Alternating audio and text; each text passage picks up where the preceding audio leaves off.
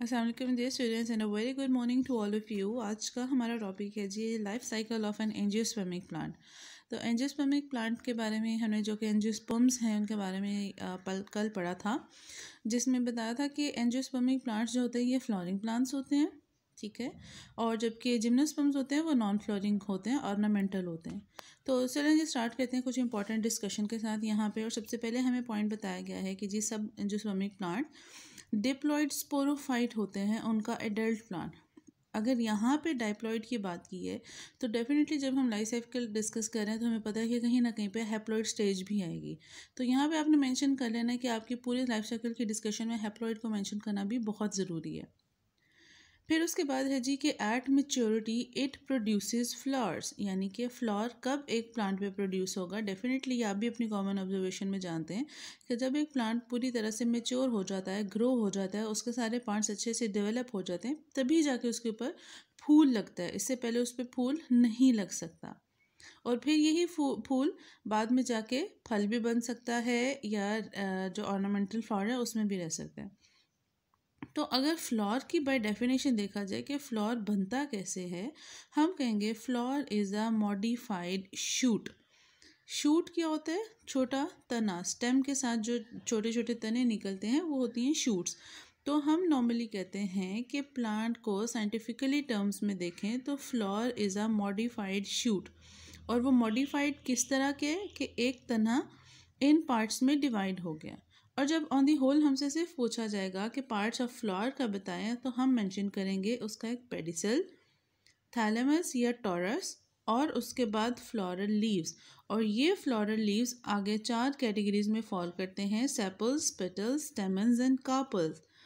इन सब की description book में काफ़ी कंफ्यूजिंग वर्ड्स में दी है, बट इसको सिंपलर करने के लिए आपको मैंने यहाँ पे एक डायग्राम शो करवा दी है।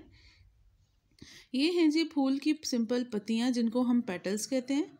पत्तियों के नीचे ग्रीन कलर के आपने छोटे छोटे से एक और पेटल्स नुमा चीज़ अक्सर देखी होगी, उसको आप कहेंगे सेपल्स। फिर इसके बाद इनको आप जो मेल रिप्रोडक्टिव ऑर्गन है इसको आप कहेंगे स्टेमन्स, जिसके ऊपर पोलन ग्रेन्स लगे होते हैं। और स्टिग्मा स्टाइल ओवरी, 3 पार्ट्स मिलके फीमेल रिप्रोडक्टिव पार्ट बनाएंगे जिसको आप कहेंगे कार्पल। तो इस डिफ्रेंशिएशन की बेस पर हमारे पास 2 कैटेगरीज आ गई कि सेपल्स और पेटल्स, यानी ये और ये हिस्सा नॉन रिप्रोडक्टिव है, जबकि stamens and carpel, stamens and carpel ये रिप्रोडक्टिव पार्ट्स हैं। Moving on to next, petals. Petals का क्या काम है जी? ये प्रोटेक्ट करते हैं स्टेमन्स और कार्पल्स को। किससे प्रोटेक्ट करते हैं? सारी बात है हवा से, एनवायरमेंटल फैक्टर्स से, और कुछ ना कुछ हद तक मैकेनिकल सपोर्ट भी, क्योंकि ये आउटर प्रोटेक्टिव कवर्स हैं। इसके साथ it also helps in pollination. Pollination का भी आप प्रोसीजर जानते हैं, जो एक फिनोमेना है कि किस तरह रिप्रोडक्शन के लिए एक फूल से दूसरे फूल पे पोलन ग्रेन्स गिरते हैं। Now moving on to next is pollen. Pollens कह लें आप, पोलन ग्रेन्स कह लें, ग्रेन्स मतलब दाने। ये किस तरह बनते हैं? Produced by meiosis. मियोसिस में आप जानते हैं हमेशा डबल्स 2n से सिंगल यानी डिप्लॉयड से हैप्लॉयड हो जाता है, जबकि यहाँ पे हमने स्टार्ट में डिप्लॉयड पढ़ा था। तो मैंने आपको रिमाइंड करवाया था कि हमारे डिस्कशन में हैप्लॉयड भी जनरेशन आनी चाहिए। So here it comes that point कि यहाँ पे मियोसिस से होते हैं हैप्लॉयड स्पोर्स जो कि मेल गेमिटोफाइट जनरेशन बनाते हैं। ये मेल गेमिटोफाइट जनरेशन अब आगे प्रोजनी को लेकर चलेगी, क्योंकि हम एक लाइफ साइकिल डिस्कस कर रहे हैं। Pollen fell on stigma. जो पोलन ग्रेन बने वो कार्पल का सबसे पहला पॉइंट जो है स्टिग्मा, उसके ऊपर गिरते हैं। स्टिग्मा से होते हुए स्टाइल में जाते हैं और स्टाइल से होते हुए यहाँ पे ओवरी में जाके फर्टिलाइजेशन करते हैं, जहाँ पे आगे ओव्यूल बनता है, ओवरी सैक बनती है, और फिर एक सीड फॉर्मेशन होती है।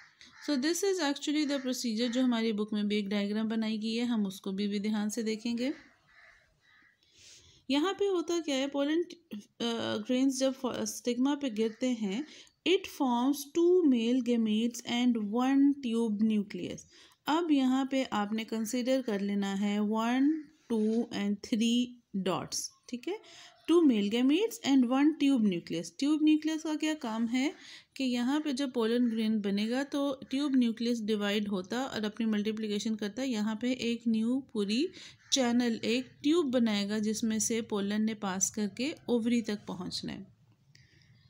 Meanwhile female spore also changes. अब इसमें प्लांट बॉडी में सिर्फ मेल गेमीट्स में चेंजेस नहीं आ रहे, फीमेल स्पोर्स भी चेंज हो रहे हैं। It consist of 7 sales only but only 1 becomes egg. ये बात हमने इससे पहले भी पढ़ी थी कि फूड और स्पेस का एक कंपटीशन डेवलप हो जाता है, तो उस कंपटीशन से बचने के लिए फाइनल किया गया कि सिर्फ एक एग, एक हेल्दी एग होगा जो आगे जाके रेगुलर रिप्रोडक्शन में काम करेगा। नेक्स्ट पॉइंट है जी, सबसे पहले क्या होगा, pollen tube grows. Pollen tube जैसे आपको मैंने बताया स्टिग्मा स्टाइल ओवरी से होती हुई एक ट्यूब डेवलप हो रही है, enters ovule and reaches female gametophyte. यहाँ पे अब फीमेल गेमिटोफाइट की जब बात करते हैं तो ये भी हैप्लॉइड है, जो पोलन ग्रेन आ रहा है वो भी हैप्लॉइड है। After fertilisation it will become diploid, और डाइप्लॉइड बन के वो फिर से स्पोरोफाइट जनरेशन बना देगा। स्पोरोफाइट जनरेशन से फिर एक नया प्लांट बनेगा और उन प्लांट में फिर यही काम होता रहेगा। So this is actually the process जिसको हम लाइफ साइकिल कहते हैं। साइकिल, एक पहिया, जहाँ से शुरू वहाँ पे रुका, और जहाँ से रुका फिर वहीं से ही शुरू होगा। तो उसके बाद क्या बन रहा है जी, एक डेफिनेशन है हमारे पास ओवोस्पोर की। तो ovospore is formed after fusion. Fusion मतलब मिलना। Second male gamete fuses with secondary nucleus to form double fertilization या एंडोस्पर्म न्यूक्लियस।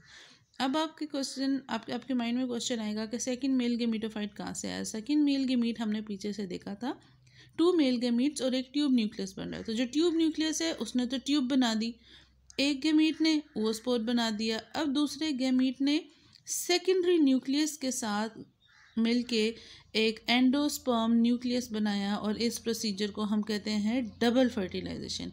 लाइक एक फर्टिलाइजेशन हुई ओवोस्पोर के लिए और दूसरी फर्टिलाइजेशन किस काम के लिए हुई वो हम यहाँ पे देखेंगे। यहाँ पे एक मैकेनिज्म मैंने आपको बस शो किया है। ओवोस्पोर बनाएगा जी एम्ब्रियो, जबकि एंडोस्पर्म न्यूक्लियस बनाएगा न्यूट्रिटिव टिश्यू। यहाँ पे जैसा कि आप देख सकते हैं ओवोस्पोर ने एम्ब्रियो बना दिया जो पहले एक गेमीट के साथ बनेगा, और जो दूसरे मेल गेमीट ने फ्यूजन की सेकेंडरी न्यूक्लियस के साथ, जिसको हम डबल फर्टिलाइजेशन का नाम दे रहे हैं, उसमें एंडोस्पर्म न्यूक्लियस बना जो कि एक न्यूट्रिटिव टिश्यू है। जिस तरह आप एक चिकन के एग में देखते हैं, एक एग योक है और एक एग वाइट है, तो जो एग योक है वो न्यूट्रिशन प्रोवाइड करती है जब एक पूरा चिक उसके अंदर प्रोड्यूस हो रहा होता है बिफोर हैचिंग। मतलब हैचिंग से पहले एक एनिमल को जो भी न्यूट्रिटिव सप्लाई चाहिए वो उस एग योक से लेगा, और यहाँ पे प्लांट में न्यूट्रिटिव सप्लाई के लिए नेचर ने उसी को अंदर उसको एक नई फर्टिलाइजेशन का प्रोसीजर सिखा के न्यूट्रिटिव टिश्यू बना दिया।